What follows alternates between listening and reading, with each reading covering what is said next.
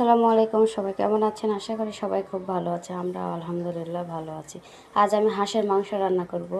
বাইরে টিপটিপানি বৃষ্টি দেখে তাই মনে করলাম যে হাঁসের মাংস রান্না করি, খেতে কিন্তু অনেক মজা লাগবে। আর সাথে যদি থাকে খিচুড়ি, তাহলে তার কোনো কথাই নেই, তাই না? আমি হাঁস ভালোভাবে ধুয়ে কেটে পরিষ্কার করে নিয়েছি। আর তারপরে এখানে সব ধরনের মশলা দিয়ে আমি মাংসগুলো ভালো করে হাত দিয়ে মাখিয়ে নিই।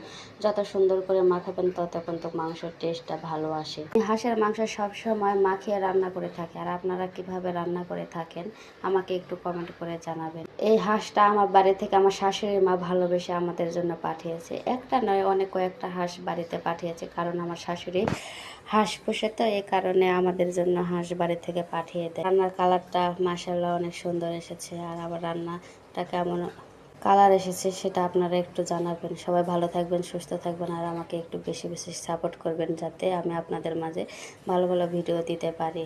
আর আমাদের জন্য সবাই একটু দোয়া করবেন। আল্লাহ হাফেজ।